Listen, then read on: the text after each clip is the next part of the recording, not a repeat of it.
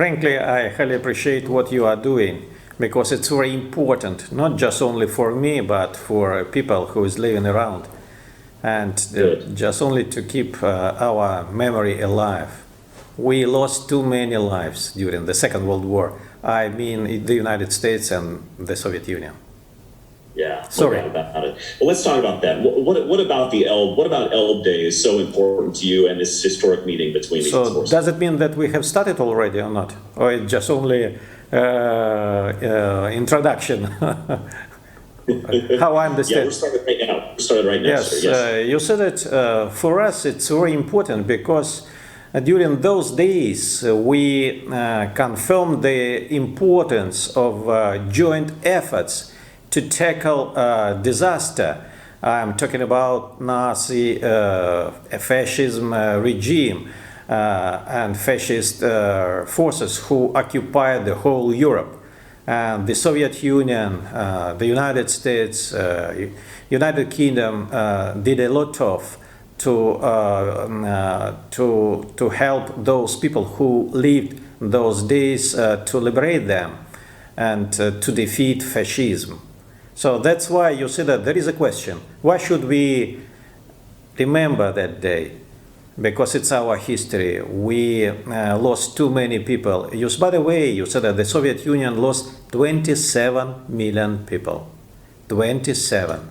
As to the United States, you have lost about 500,000. But come on, don't forget about those guys, about men and women who worked in various villages, towns, who helped our army, United States Army, to defeat fascism. They supplied us with planes, arms, armaments, medicine, food, and so on.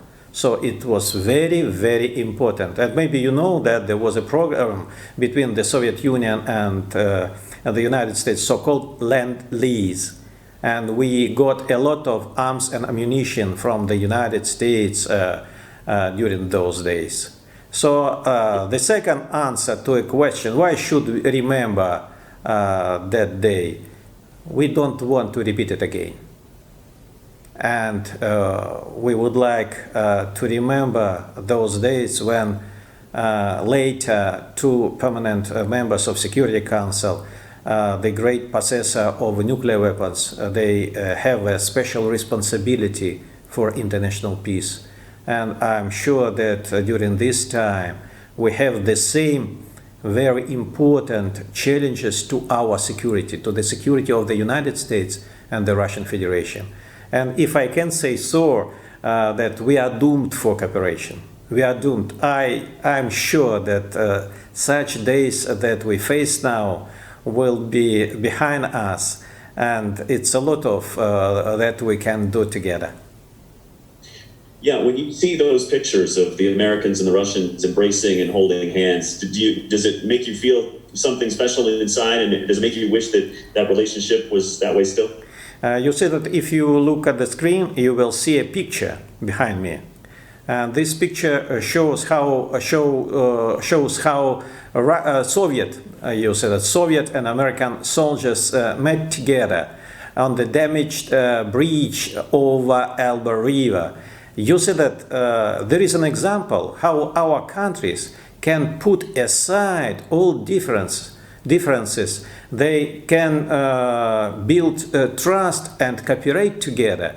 You see that I watched many films about that time, and I can say you that our soldiers, Soviet soldiers and American soldiers, they didn't think that such time that we face now can come to our relations. Yeah. I know a lot of people were very excited for the big parade in Moscow that was supposed to take place next month. Do you hope, I mean, I know that President Putin has said it will still happen and this year. Do you hope that it does in fact happen? And what role do you hope Americans play in that? Come on, you see that I cannot imagine that we will lose such opportunity to see this parade. Everybody is waiting for this parade. When I was a deputy minister for defense, You said that I was lucky because I participated 6 times staying in Red Square watching a parade together with my colleagues from Ministry of Defense. You are right that President Putin has invited President Trump to come to Moscow and to celebrate together the great day of our great victory. And President Trump has reacted in such a way that there is his decision to send Mr. Robert O'Brien, his special advisor on national security, as well as General Milley, to go to Moscow and to lead your delegation, because I don't know how many persons will be included in your delegation, but I know that the heads of your delegation will be Mr. Robert O'Brien and General Milley. I hope that they will enjoy and they will shake hands of generals, Russian generals and Russian politicians on the Red Square. What will it be like to have American soldiers and Soviet soldiers together again like that? You see that we have invited some veterans, and of course tomorrow we will pay tribute first to those who sacrificed their life during the Second World War. We called it Great Patriotic War. Don't forget that fascism army came to Moscow very closely, just only 20 kilometers before Moscow. We stopped them. And millions were killed, millions were died during this period in various villages and towns. By the way, in St. Petersburg there was a great disaster, that there was a shortage of food, and they died because of starving. Maybe you have heard about it. And of course we have no right to forget about that memory, about those men and women. The second, of course, tomorrow we will pay tribute to veterans who participated in this war.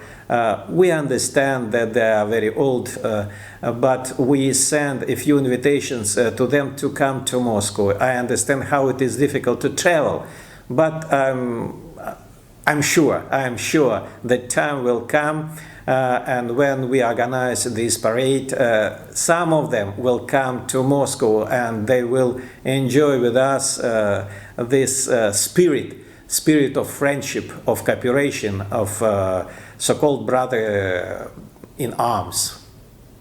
Do you hope President Trump changes his mind and makes the parade himself? You said that I cannot say on behalf of Mr. Trump.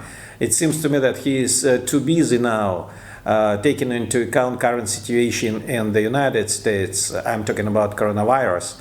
There are some other problems he faces. It's up to him to decide if he will revisit his decision. It goes without saying, we will be very happy to see him, and Mr. Putin will be waiting for him. Not only him, but other leaders from various countries and from Europe, especially from those countries who participated in the Second World War on our side, of course. Yeah. Lastly, do you wish more Americans knew about what happened at the Elbe and sort of respected and honored those veterans? Do you think it should be a bigger deal in America than it is? Frankly, you see that a lot of people of the United States knows about this event. But it seems to me that some generations, elder generations, they know more about that event, about our history. And it seems to me that we have to make double efforts to explain young generation what happened 75 years ago, why it was important, why the United States and the Soviet Union, this monster, and you see the devil, as it was mentioned many times in various mass media, but why we were together, and what has happened at that time, and whether we could be together again during this time. and how it is important to understand that if we are united, we can solve any problem of the whole humanity. Very well said, sir. Is there anything else you'd like to say before we let you get on with your weekend? No, you said that it seems to me that we have covered the main issues. I just would like to say, of course, for us, 9th of May, it's a special event. It's a special event. And also, if you don't mind, I would like to mention so-called Immortal Regiment. There is a movement, there is initiative launched in Siberia a few years ago. Women and men decided to march along streets of various villages and towns of the Russian Federation with portraits of their relatives who fought against fascism. Some of them are alive now, some of them, of course, passed away. For example, if you ask me, I would like to say you that I was born in Siberia. My parents worked during the Second World War on military plant, and my father didn't fight against fascism, but my two uncles participated in that war. One of them was major, and another was just only a simple soldier. And they returned back from this war. Now, to my regret, they passed away. But I remember their stories about that period. So I just would like to draw attention of my friends from your state that our immigrants, Americans, have decided to support this initiative.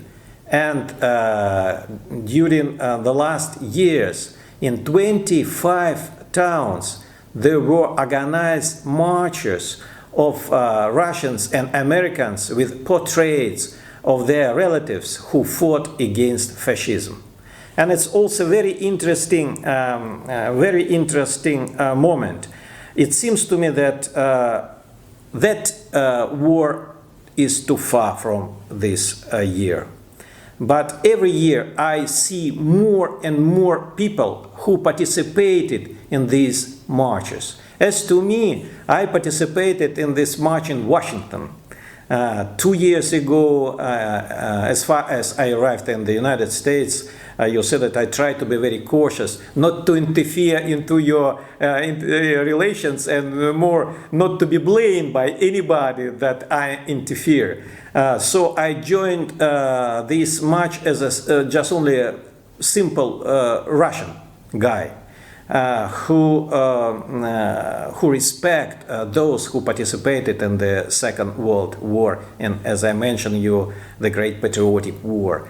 And I saw faces, Americans and Russians who participated in this march. They smiled, they enjoyed, we sing songs, you see it during this march, and I saw questions in the eyes of Americans who were going along this street, asking what is going on, and we have explained that we have decided to organize such march in honor to those soldiers, officers, sailors who participated in the Second World War. It seems to me that we have no right to forget that time. It seems to me that we should remember, we should respect, we should say today thank you very much to those who sacrificed their lives just only for this opportunity to see you, to speak to you, and to live on this planet. Very well said. I agree 100%, sir. It's been an honor to talk to you. I really appreciate your time today. Thank you.